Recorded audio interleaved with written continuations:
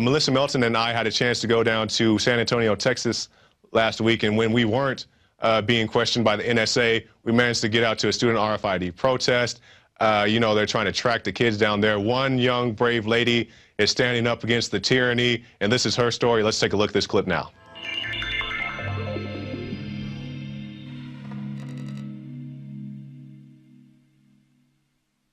I'm Melissa Melton reporting for InfoWars Nightly News. Although we have all been conditioned to accept that technology will be spying on us all the time in this police state control grid we now find ourselves living in, families here in San Antonio, Texas are standing up against this intrusion on their privacy and freedom. Protesting the RFID tracking chips the school district here is forcing students to wear just so that they can attend school. Mr. Hernandez, why did you organize this protest here today? Well, the reason I organized this is because I'm protesting these RFID tracking chips. The children don't need to be tracked, you know, and it steps on my religious freedom and the religious freedom of my children and my family. Then there's other things you can look at: civil liberties, rights to privacy.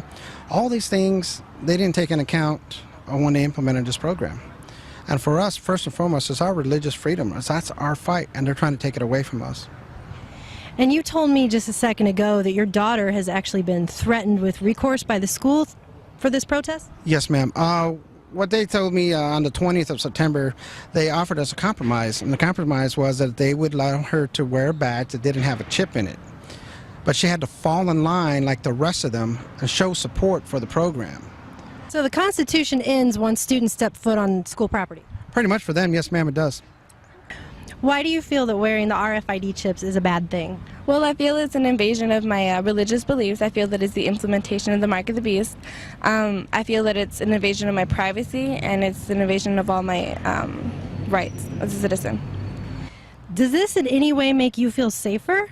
No, it doesn't. It actually bothers me a whole lot, and I feel completely unsafe knowing that this can be hacked by pedophiles and dangerous offenders that live around my area because I walk home. Dangerous offenders can pick up on my signal, and, you know, anybody.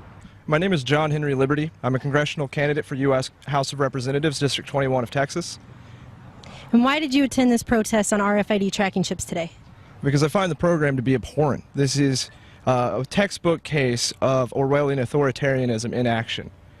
Tracking our children is not going to solve the problem that they want it to solve, and it's just going to cost us $500,000. They say it's cost neutral, but really, this still costs us $500,000 and then $136,000 annually to keep it up. And this is money that's allocated for education. Don't chip me, bro! Don't chip me, bro! Don't chip me, bro! Don't chip me, bro! When protesters decided to take their concerns inside, the school board attempted to silence them. The RFID chip issue was not even an included item on the night's agenda.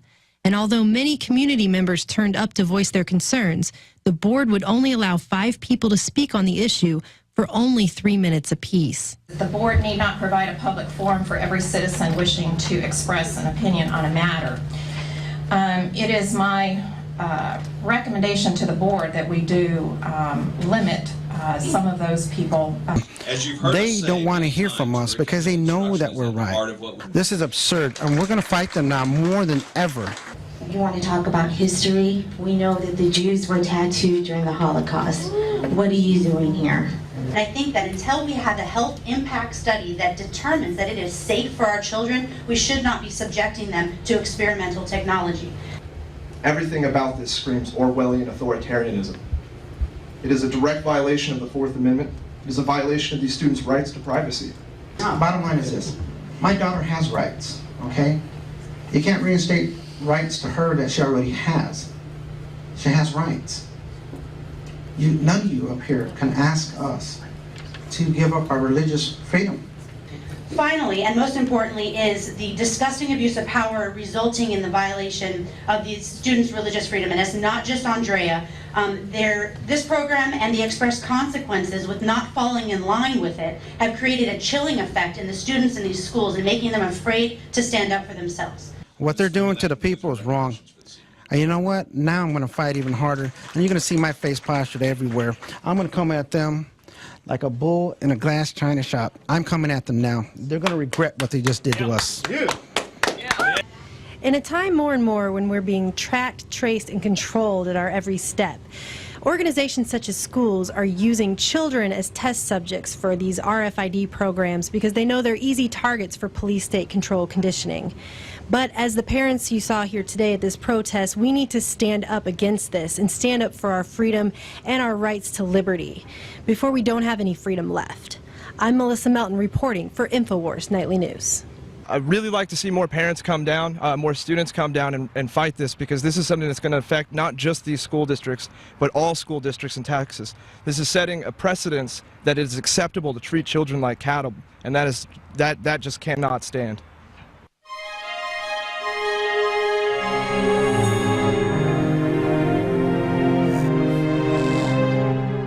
So there you go, a mighty fine report from Melissa Melton with a little camera work from myself. I was particularly proud of it. The money shot seems to be the lady on the school board or whatever she is. She's making all those faces. But